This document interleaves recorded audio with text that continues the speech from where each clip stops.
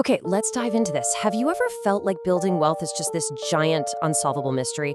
Well, get ready because today we are jumping right into a highly requested explainer covering the truly transformative insights from Chapter 8 of Robert Kiyosaki's legendary book, Rich Dad, Poor Dad. This chapter is called Getting Started, and it's basically all about how we take all that financial theory we've been learning and actually put it into practice. We are about to awaken your financial genius. To kick things off, Kiyosaki shares this brilliant story. He asked a veteran Peruvian gold miner how he was always so confident about finding a gold mine. And the miner replied with this incredibly powerful quote, "There is gold everywhere. Most people are not trained to see it." And honestly, that is the entire premise of this explainer. Whether it's in real estate, business, or the stock market, the great deals are literally right in front of us. The problem isn't a lack of opportunities, right? It's that most of us just haven't trained our minds to see them. Building wealth means we have to deliberately wake up our dormant financial genius. Now, before we uncover exactly how to train our minds, I need to remind you that this is a continuous series exploring the groundbreaking lessons of Rich Dad, Poor Dad. So if you've not watched the previous chapter video, link is available in the description and I button requesting to watch first. Building a strong financial foundation is kind of like building a skyscraper. You have to dig a deep hole and pour a strong foundation first, so those earlier chapters are absolutely crucial. Now, what's really interesting about this slide is the exact 10-step roadmap Kiyosaki lays out to wake up that financial genius. We're going to cover finding a reason greater than reality, making daily choices, choosing friends carefully, mastering a formula, paying yourself first, paying your brokers well, being an Indian giver, using assets to buy luxuries, choosing heroes, and finally teaching and receiving. So let's go ahead and walk through these to show you how to take control of your financial power. Okay, starting with step 1. This is all about the power of spirit. You have to find a reason greater than reality. So what does that actually mean? Well, if you ask most people if they want to be rich, they'll say yes, for sure. But then reality sets in. It looks too hard. It's way easier to just work for money and hand it over to a broker. Getting started requires riding through the initial wobbling, kind of like learning to ride a bike for the first time. To push through that, you need deep emotional whys and why nots.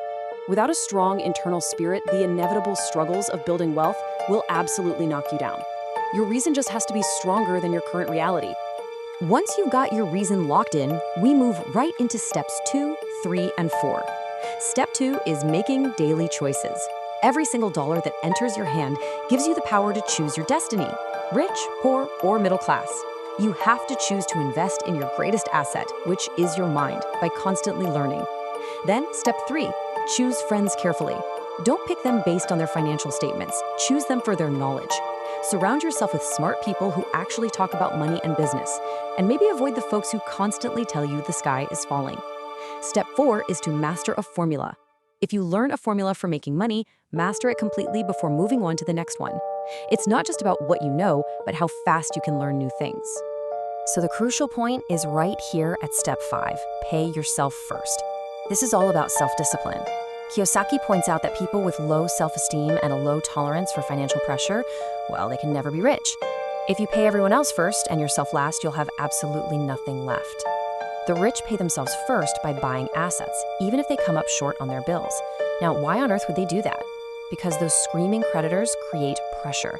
And instead of caving to that pressure by liquidating their assets, they use it to inspire their financial genius to come up with totally new ways to make money. It actually makes them financially and mentally stronger. Step 6 is one that kind of trips a lot of people up. Pay your brokers well. We see this all the time, right? People trying to save a few bucks by selling their house themselves or using discount brokers. But Kiyosaki's Rich Dad taught the exact opposite. Professionals like attorneys, accountants, and real estate brokers are your eyes and ears in the market. If they are true experts, their services should absolutely make you money. By paying them well, they're highly motivated to find you the best deals. It's an investment, guys, not a pesky expense. Moving right along, we have step 7, be an Indian giver. In the wealth building world, this just means focusing heavily on your return on investment, or ROI. The financially intelligent always want to know how fast they can get their initial money back while still keeping the asset. Step 9, choose heroes to emulate. Finding people who have achieved what you want makes it look doable and inspires you to take action. And step 10, teach and receive. This is like the universal law of wealth. If you want money, give money. If you want a smile, give a smile. If you want to learn, teach others. Sharing your knowledge naturally grows your own financial genius. Now, let's circle back to step 8 because this is where the rubber really meets the road for real-life implementation. How do you actually afford the nice things in life without destroying your wealth? Kiyosaki shares this great story about a friend whose 16-year-old son desperately wanted his own car. The kid had some savings and wanted to use it for a down payment. The father called Kiyosaki and asked, "Hey, should I let him use his savings or should I just buy a car for him?" And this brilliantly illustrates step 8 in action. Use assets to buy luxuries. Kiyosaki told the father that buying the car for him or letting him drain his savings would relieve the pressure in the short term, sure, but it wouldn't teach him a single thing about financial intelligence. Instead, the smart move is to use that burning desire for the luxury as a point of focus. You tell the kid, yes, you can have the car, but we aren't touching your savings. Instead, you use that desire to inspire your financial genius to find a deal, create a new income stream, or acquire an asset that pays for the car. You keep your wealth and you get the luxury. It's a total game changer. Let's move to and see how this builds into the grander scheme of things. Consider this. If you give 100 people $10,000 at the start of the year, by the end of the year, 80 of them will go broke or get into even greater debt by using it as a down payment for a liability, like a massive new TV or a fancy holiday. About 16 will put it in the bank and grow it by a meager 5 to 10%. But only 4 out of 100 will use their financial intelligence to multiply that $10,000 into $20,000 or even millions. That is exactly why training your mind to see the gold is so incredibly critical. The choice is entirely up to you. Every single day, with every dollar, you decide your financial future. Thank you for the watching video. I believe you understand about this chapter and implement in your life. Comment your thoughts about this video. And you definitely do not want to miss what's coming up next.